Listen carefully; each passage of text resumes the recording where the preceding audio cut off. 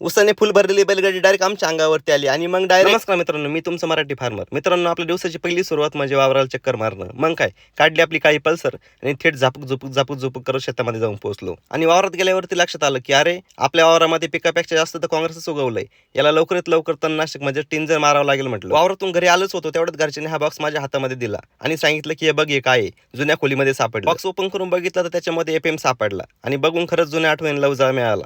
काही काळ हा एफएम ऐकण्यासाठी आणि बघण्यासाठी खूप तरसत होतो. तेवढ्यात घरचे म्हटले की घरापुढचा ट्रॅक्टर दुसरीकडे लाव, कारण की घरासमोर म्हणजे अंगणामध्ये आपल्याला आज बाजरी वाळू घालायची आहे. मग काय, लगेच ट्रॅक्टरची चावी घेतली, ट्रॅक्टरला लावली आणि ट्रॅक्टर व्यवस्थित दुसरीकडे लावून घेतला आणि लगेच बाजरी वाळू घालवण्यासाठी अंगणामध्ये ताडपत्री म्हणजेच कागद पसरून घेतला. लगेच बाजरीची गोणी फोडली आणि व्यवस्थितपणे कागदावरती पसरून घ्यायला सुरुवात केली. म्हणजे कसं, घरच्यांना त्रास नको, आपणच काम केलेलं बरं. आपलं लेकरू उन्हामध्ये काम करते हे बघून घरच्यांना बहुधा समाधान वाटलं असेल. त्यामुळे त्यांनी लगेच लिंबू सरबत घेऊन आले आणि मला सांगितलं की दर लिंबू सरबत पी. सरबत पितच होतो तेवढ्यात माझा एक मित्र त्याची जुनी गाडी घेऊन आला आणि बोलला की चाल, आपल्याला एक ठिकाणी डीपी ऑइल आणायला जायचं आहे. मग काय, बसलो लगेच गाडीमध्ये. थोडं पुढे गावामध्ये गेलो तर मित्रांनी सगळ्यांसाठी स्टिंग घेतली, परंतु मला मात्र त्यांनी कॅम्पा घेऊन दिली, कारण त्याला माहित होतं की याला कॅम्पाच आवडती. कॅम्पा पिता पिता मित्राला म्हटलं गाडीमध्ये गाणे तर लाव, तर तो बोलला की आपला टेप खराब आहे. मग काय, लगेच उपासला त्याचा टेप बाहेर. म्हटलं थांब, मी तुला तुझा टेप चालू करून देतो. आणि खरंच मी त्याचा टेप चालू देखील केला.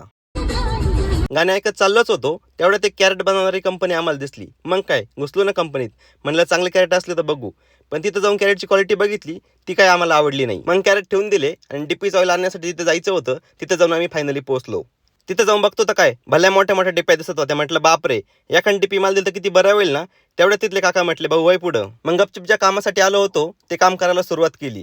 गाडीमध्ये 2 मोके ड्रम मित्र घेऊन आला आणि त्या काकांना सांगितलं की काका, आम्हाला डिपीचं ऑइल द्या, आमचं डिपीतलं ऑइल संपलं आहे. फायनली 2 ड्रम भरून ऑइल घेतलं आणि गाडीची डिक्कीमध्ये ठेवलं आणि लगेच घराकडे निघालो. तेवढ्यात आम्हाला दिंडी दिसली. त्यांना म्हटलं रामकृष्ण हरी आणि मग तिथून डायरेक्ट कृषी सेवा केंद्रामध्ये गेलो, कारण की आपल्याला तणनाशक म्हणजे टिंजर घ्यायचं होतं. त्यासोबत इमामॅक्टिन देखील घेतलं आणि थेट घराकडे निघालो. घरी चाललोच होतो तर रोडला बैलगाड्या आड्या दिसल्या आणि त्यांच्यात वाद झाले होते. एक बैलगाडी इकडे पळत होती तर एक तिकडे पळत होती. गाडी उभी करून त्यांचं काय चाललंय हे बघतच होतो तर तेवढ्यात एक बैलगाडी उदई आणि थेट आमच्या गाडीवरती येऊन आदई. अरे बापरे, अगदी थोडक्यात वाचलो रे भाऊ आम्ही. या मावशी तर डायरेक्ट ट्रॅक्टरवरतीच उभ्या होत्या. मावशींना म्हटलं जपून, तर मावशी म्हटलं गप मेल्या. कशी बशी तिथून वाट काढली आणि थेट घराकडे निघालो. तुम्ही पण शेतकरी असाल तर या शेतकऱ्याला फॉलो आणि सबस्क्राईब करून घ्या. बाय.